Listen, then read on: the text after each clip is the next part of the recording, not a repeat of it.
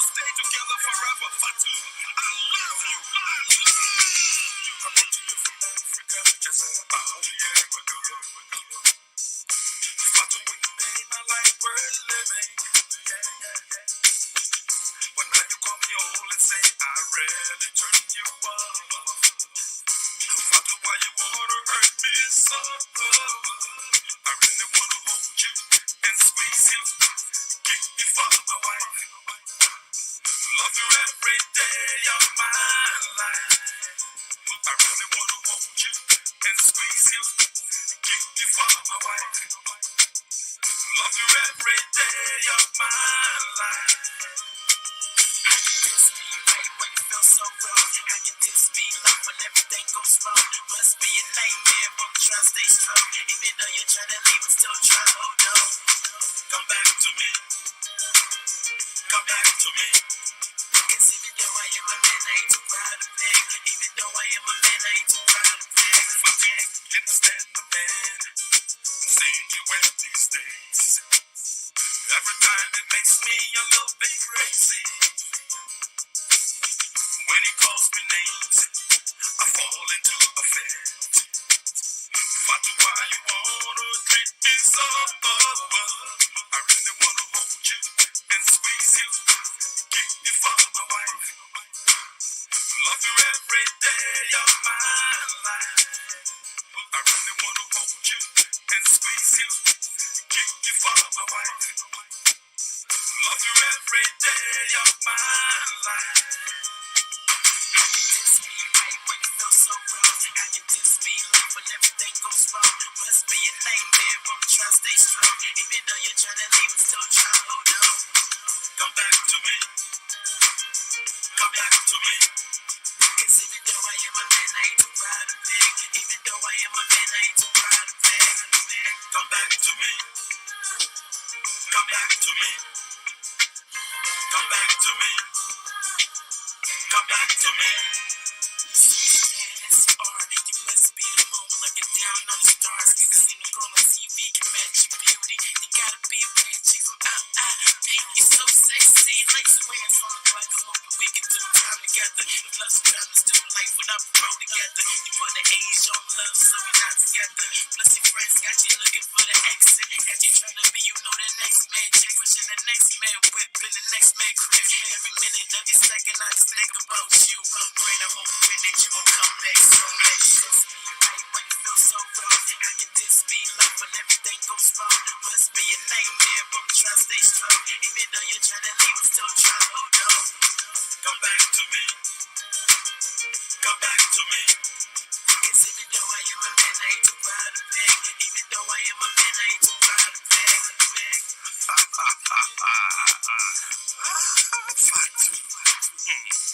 I remember back in the days, man, back when everything was fine.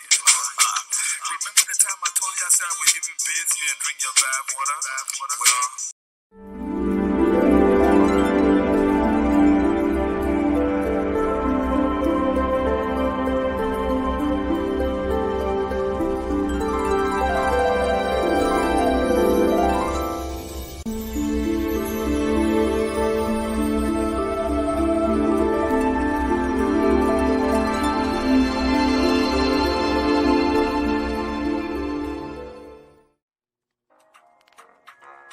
hello, and welcome to the Pepper Bird Magazine. Did you know that the Pepper Bird Magazine has been in existence for over 25 years, and we're still going strong? I invite you to take an ad on our internet magazine, which is very, very useful during COVID days. So please, give us a call. We'll come and have a quick chat with you and video you and your business. Look at the number below.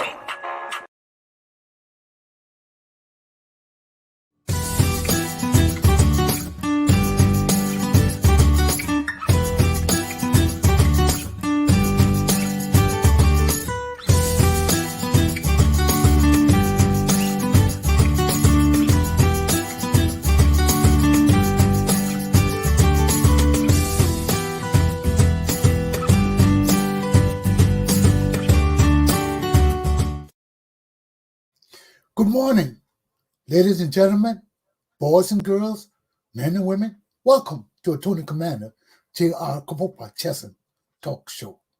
Today is May the 11th. We rise to what the hell is happening around us. What's happening around us? First of all, I was remiss yesterday when I celebrated the advocates, Liberian advocates in the diaspora. I forgot to talk about Prophet Key. I forgot to talk about Lufa Julius. I forgot to talk about Spoon TV. These are a few other people that have been reaching out to Liberians from every part of the globe on social media. Also, Ulick, what's Ulick's last name? Mumbo, I can't remember. Ulick, he's another guy. He's another advocate, always talking, has his own little show. But these are people who have their own shows and talking about the situations in the broken down country, Liberia. So I just want to reach out to them again, to all my advocates. You're doing a good job. Let's keep it up. I don't look for popularity. I already got it, good or bad. But I just want to encourage you all to keep doing what you're doing. Because through you, Liberia will live. Liberian will get educated. Liberian will get a vision for what we hope our country will be one day. So this is summertime. I'm in my summertime outfit. So let's get out. Let's check out these things, okay? I don't have any specific topics today because I have three major things to talk about, basically. They're not really topics. I will just cover all of them in throughout my show. Now, I posted earlier an interview with Marie Allen, who was a former mayor of, I don't remember what she was. Was that East Shop or Oak Bluff? But she was mayor of one of the cities or one of the towns down there. And she was also the president of the NAACP at one time. Mrs. Marie Allen is a good friend of my wife and I. And my wife and me, rather. And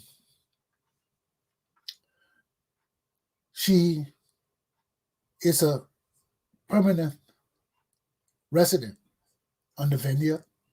If you ever been to Martha's Vineyard, that's an exclusive place in Massachusetts. Barack Obama and Bill Clinton made it famous when they started going there for vacations. Well, it was already famous, but they blew it up. Okay, so it's a nice little place to visit during the summer. If you have time, take your family out there. For people in the New England area, it's kind of easy. But for you people coming from New York and down south and all these places, it's a little hectic. But because there's no roads, you can't get to Martha by road. You have to go by ferry. Okay? And it's about 45 minutes to an hour by ferry. It depends on which ferry you ride. You go with a fast ferry, it's about an hour from East Providence. You go with the Martha Vineyard ferry, you got to drive to Woods Hole all the way into Massachusetts. Then from there, the ferry will take you to Martha Vineyard. It's 45 minutes. And it's cheaper. You can call and find out what's cheaper for you. But it's a nice little island. A lot of people go there for the fun in the sun, for the beaches, to see people from school, from all over they haven't seen. People love the Vineyard. So take a time this summer, save some money, take your family out there, People make a lot of day trips. If you got the money to make a day trip, you can make a day trip, but it's expensive. So if you want to go for the weekend or something, and can find somebody to accommodate you, go out there and check it out. See the beaches. See where where Bellucci was buried. See where all the big guys hang out. Spike Lee got his house down there. This other man got a house down there. This other man got a house down there. That other man got a house down there. So you never know who you meet on the venue. You be walking one day and you meet Denzel just walking down the street. You never know. So that's why it's hard to get to that place. But when you do get there, enjoy it. Have fun. You never know who you meet. You never know. So a day trip is okay for those who can afford to stay because it's a very expensive island. So go down there, just walk around, see what Martha's Vineyard is all about, and you have something of history to keep with you, okay? So Marie Allen is a very permanent resident on that island. She's well known. She's an icon. So, and we're blessed to be associated with her. Every time we go up there, she calls us and we have to go visit Marie Allen and sit and talk with her. We've done several interviews with her, and she's a regular feature on our show. So this is a interview with the Martha's Vineyard Museum. They did an interview with her, kind of short, doesn't give you much detail about her background, but Mrs. Allen is well known. So when she sent me this piece, I decided to spruce it up and play it for us to hear about Mrs. Marie Allen, who is a state official, a local official, and a member of the NAACP. Let's check it out. Okay.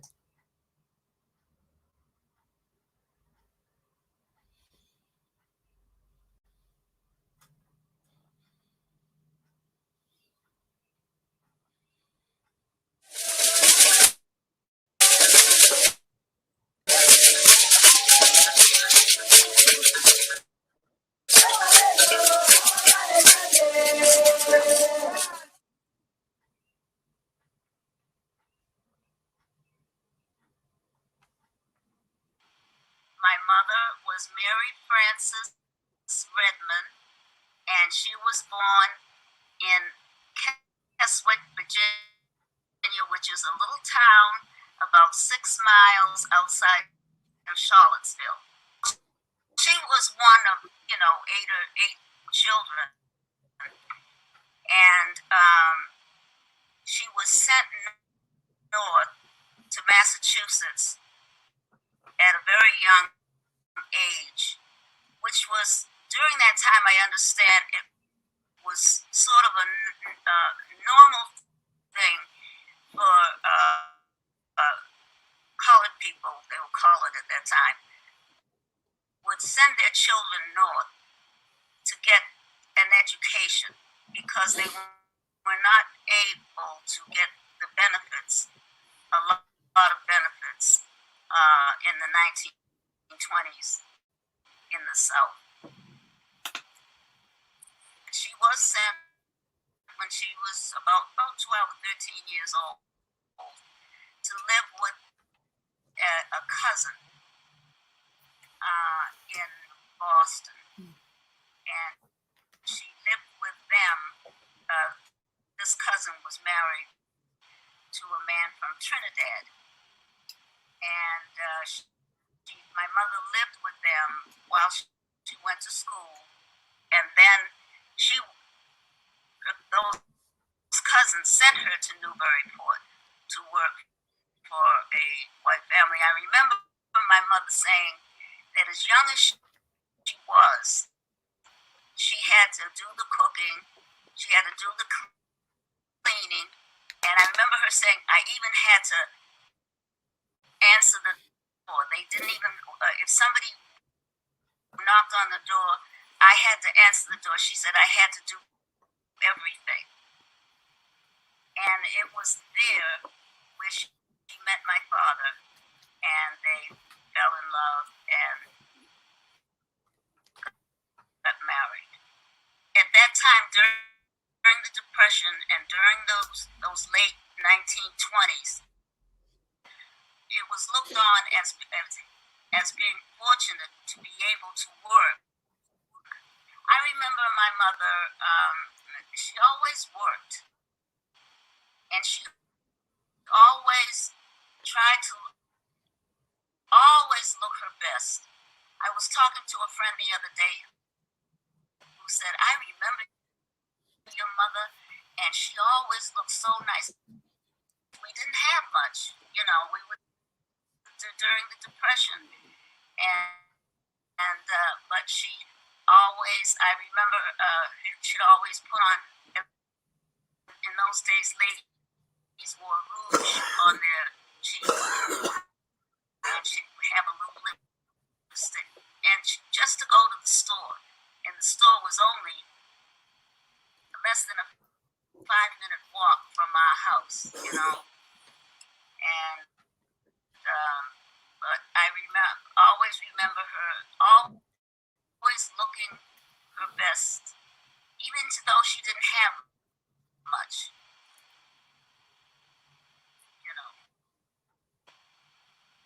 And she worked all her life, it sounds, pretty much. Always worked.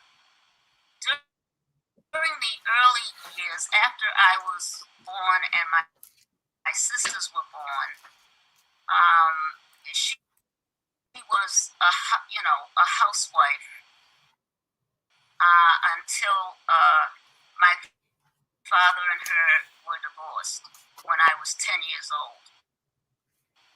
And from that time on, he never ever supported us. I don't think he ever remembered our birthdays. The only time in my life that I ever remember him giving me a gift was the year I graduated from high school. And he sent me, and I to this moment, I kind of understand. He sent me a suitcase. So graduation, and it was an ugly one, if I can say so.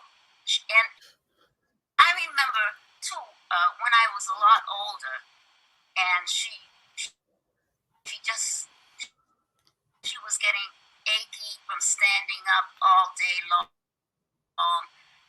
And I asked her, I said, Mama, why didn't you ever go to court to get money to support us?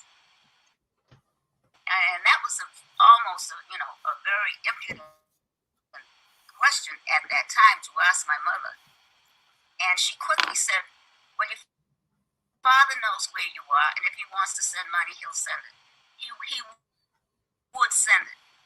And that was the end of that. But she always worked because she had to. I don't ever remember my mother not having a job. When the neighborhood, my friends, their mothers, they didn't work. They didn't get up in the morning and wait for the street car and then the bus and then the train to get to work. But my mother was out there by herself every morning going to work. After, we went to school and so forth. She was an excellent mother. I think of her every single day. And there's never been a day in my life that I haven't thought about my mother. Because she was so proud. She wouldn't take welfare. She wouldn't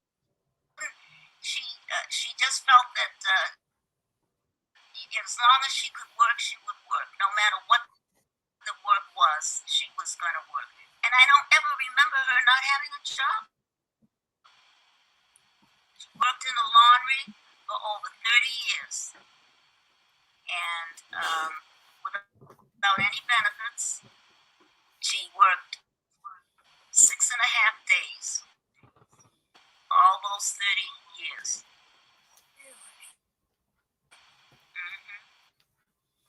And it's a famous laundry, isn't it? Sonny's Laundry, yes. Yes.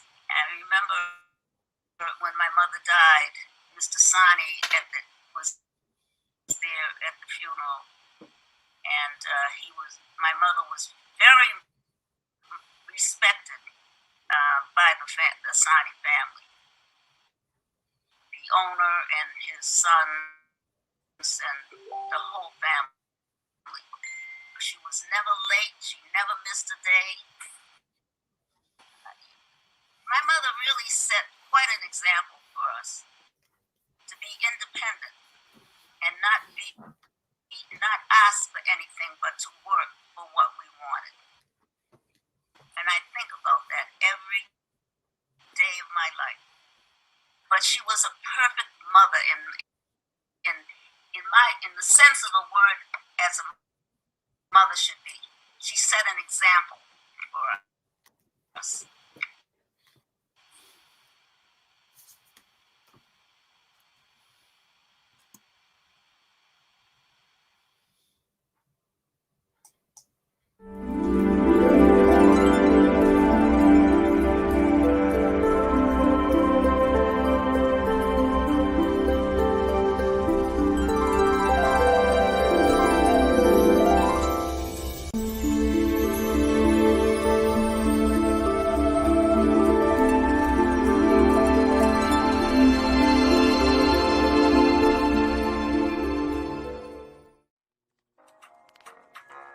Hello, and welcome to the Pepper Bird Magazine. Did you know that the Pepper Bird Magazine has been in existence for over 25 years, and we're still going strong? I invite you to take an ad on our internet magazine, which is very, very useful during COVID days. So please, give us a call. We'll come and have a quick chat with you and video you and your business. Look at the number below.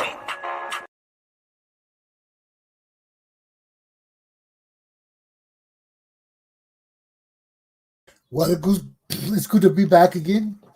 That was Mrs. Marie Allen of Martha's Vineyard with a little blast from the past. And I take my hat off to her because she is like a mother to my wife and me. So that's another mother we have. And my second topic for today, Liberia. What's up? What's up, my people? I listen to Jacinda, I listen to Costa, everybody getting into the campaign mode, and it's not even 2022 yet. So we can see that this election coming up in Liberia in 2023 will be a hell of a one. So I just advise my people, stay with the facts. Make sure everything you say about your candidates is true and that you know it. Because there are many people who know these candidates personally and will want to keep their information and all the things you say about them truthful. Okay? Because that's why people like us are on these programs to ensure that our Liberian society progress and advance into a new era where we can look back and say, yes, we made mistakes. We've learned from our mistakes, and we really want to rectify and change our lives, our livelihood, and the direction of our country. If we don't do that, we'll continue to fail. We'll continue to be brought down, and that is not good for us. So we have to re-evaluate our situation. Step back and look at ourselves again in the mirror and see who we really are. am I looking at in the mirror? Is this a patriot? Is this a loyalist? Is this a true Liberian who believe in law, order, respect, discipline, and above all, God? This is who we are. And we can't change who we are. We look at our society today. Look at all the stealing in our society. Look at the justice ministers in Liberia and things, trying to get their girlfriends off the hook. Serena Cephas trying to get his girlfriend. What her name? Sakana Sa, trying to get her off the hook. Then you got Bonyonamdi, or what her name is, not steal the people money. And you see the funny part about it, they remind me of the criminals are the same no matter where they are in the world. Same thing with Rhode Island, people steal, criminals steal. You think they're going to go to Europe or somewhere? No, they run to Cranston or they run to the next city. So if you steal people money and you run away to Bassa, does that make sense? We're coming to get you. Where in Bassa you can go, we can't come get you. Yeah? And you doing business and all of that in Bassa. You see, that's what they call stupid rogues. You're a popular person in the community. You steal or you convert. There's a difference between stealing and conversion. You steal when people don't give you authority to take their stuff. When people do not tell you, oh, Rodney, you can have that, or take this and do this with it. That's not stealing. The person entrusted you with the stuff, give it to you. Stealing is when the person don't know and you go and take their stuff and run away with it. They didn't give you authority. They didn't give you acquiescence or anything. You just took the stuff and ran. That's stealing. Conversion is when I entrust you with the property. I take the money, I say, yeah, John, take this money and go buy my hat. I give it to you, but instead of buying my hat, you go buy yourself a wardrobe. That's a problem. You didn't steal the money from me. I knew that I gave you the money, but the thing I give you the money to do, you didn't do it. You did your own thing that didn't benefit me. So that's conversion. So these are things going on in our country, been going on for long. From 1980, when they killed our fathers and people, what they did, they took their properties. That today, many of our properties are held up by warlords and war criminals and squatters. That whole Peansville area there, nothing but squatters. You go get them off those properties now, they will want fight, say they deserve to be there. They don't deserve to be there. That's not their property. That's not adverse conversion either. You can only have adverse conversion during peacetime. Not when you come and take over people's property by force, chase them out of the country and take all the property, then you sit on it for 20 years with warlords still ruling our country, all the bandits still ruling our country. Then you say adverse conversion, conversion. You can't do that. That means adverse means that it is against your interests. You left property sitting down. Nobody was attending to it. It was a barren. I came with my family. We occupied the property. We cleared the land. We started putting planting food and things. We built our house. We paid the taxes for the land. The tax evaluator came to us, said, oh, you got to pay taxes for the land. We pay taxes. We live on the land for 21 years in peacetime. Everybody see my children going all around. We got neighbors. We intermingling with the 8 neighbors. That is adverse possession. Because you have demonstrated that beyond a reasonable doubt, for 21 years, you lived on that property, paid all the responsibilities, paid all the bills, and lived there like that was your own property, and nobody said anything for you. But when they kill our people, run us out of the country, then the warlords are still being elected to run Liberia today as senators. You can't claim adverse possession. You got criminals and murderers leading the government of Liberia today.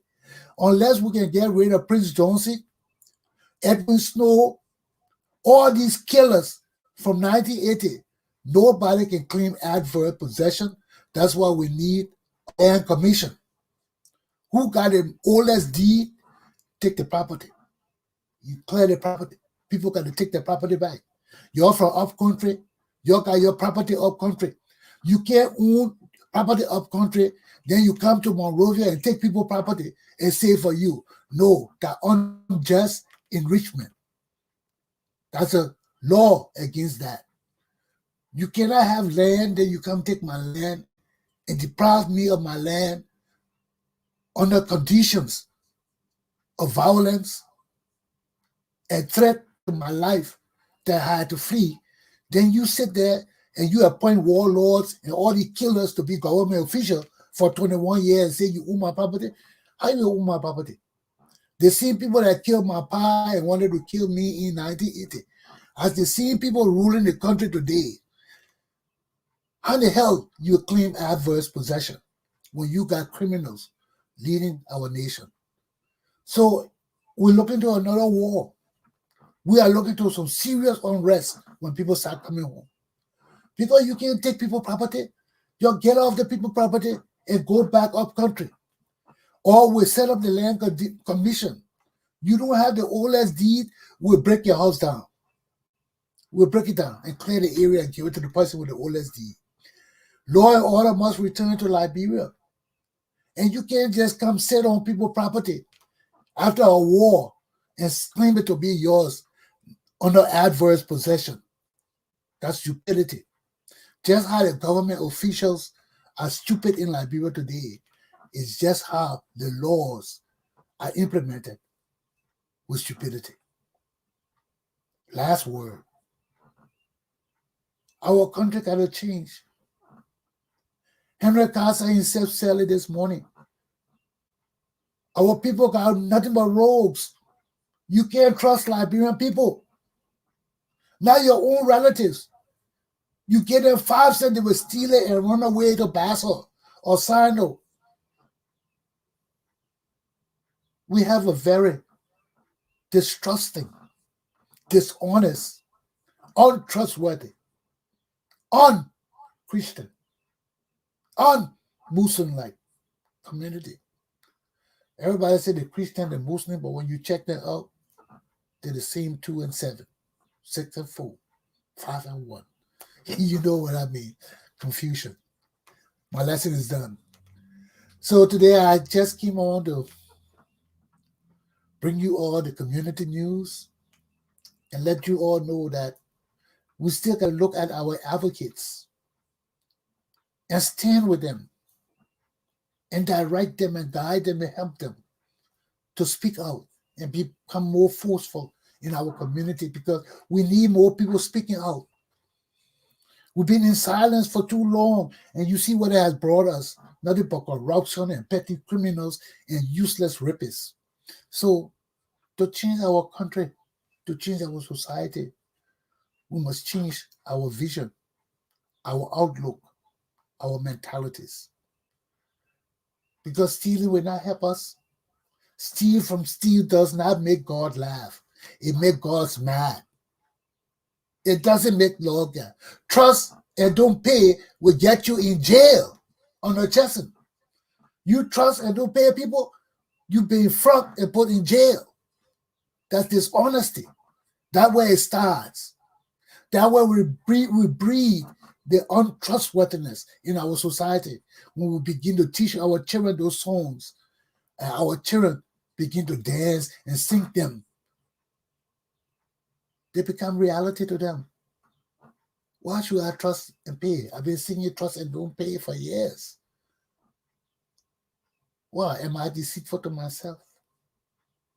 So we have to change our mentalities toward the socialization processes of our children. Even in the poorer society, government got to get involved with poorer society. We got to look into the development of our children in the poor society. Government don't have to send people who are not members, but we send people who are professionals, who are part of the tribe, and understand that certain things we can't continue to do. The female genital mutilation with those old razor blades, that traditional razor blades that got all kind of blood and stain on them from being doing that thing for years. Throw those razor blades away. We need hygiene. We can't say you can't do your religious FMG and all that thing. That's what your women want to do to each other. You can do it. If they're religious, go do it, not killing nobody. It's not harming your to the point that the state got to intervene. You can still have children. Your religion don't want you to enjoy sex. We can't say nothing about that. So when you cut your genital mutilate, when you mutilate your genital, it's for you not to enjoy sex. Not to enjoy it like other women. Because in African society, sex is only for production of children. You see, and that's why it's selfish with the men again, because the men only enjoy the sex. But our women perpetuate that. Who you think that be forcing their daughters and things to go do that female genital mutilation? The mothers, not the fathers. If the mothers stood against that and tell the fathers, no, it's time to stop this thing. You need to reevaluate the laws and the religious teachings. People will reevaluate them. But when the mothers themselves are giving up their children willingly for these things, traditional practices to be performed on them, how can you blame the government? What force does the government have into that? That is against the Constitution. Freedom of religion. As long as your religion does not infringe on mine and does not promote criminality, we can't interfere with it. You're going to go through your societal bush and talk to your elders and encourage them to change all those rules that are spiritual. So we have argued about this women business, women rights, and all these things. But some of these women businesses and rights are attached to traditional practices and customs. And only the traditional people can break them. If it's not against the law, we can't intervene in that. That's why the Constitution protects the individual from the state. To say, look, no, don't interfere with us, state. We got freedom of speech. We got freedom of rights. We got freedom of movement. We got freedom of association. Those are the rights given to you by the Constitution to protect you from the state. Because the state is a sovereign. The state can tell you anything and you got to do it. The state is just a king. When the president said this and the legislature agree with it, it's law. It can't be changed. They got their hands on your neck. The Constitution is what gives us individual freedoms. The Bill of Rights. All those things that encompass in that thing to protect the individual against the state. So you have to understand all these freedom of movement, freedom of speech, freedom of association, freedom of exercising religion, whatever you want to do that has that individual freedom, you have to understand it protects you from infringement of the government. So if you are responsible for your religious practices, for your religious norms, for your religious doctrines, for your religious exercising, so all those things are within your personal realm. Government can't come into that. As long as there is no violation of law, there is no harm to the body and the reproductive system, we can't interfere with that. That's religion. You're going to take that to your chiefs and elders. And that's why over the years, you see all this FNGD women ain't talking. It can't go nowhere. It can't go nowhere because that's African traditional religion and it's protected by the Constitution. So my people in Liberia today, we have to take a look at ourselves and our society. Our people got to become men and women of the world instead of the indigenous people living in Africa. We got to know that for every action, there's an equal and opposite reaction, and you can't cry. So it behooves us to understand our laws, to be taught the essence or essences of societal living, communicating, engaging, interacting. All those things make us good men and women of a productive society. So that's my last word. We got to hook up to wake up. And that's what we got our advocates for, to wake us up. Aluta. Continua. My time is done. I hope you enjoy my show. I'll see you tomorrow morning.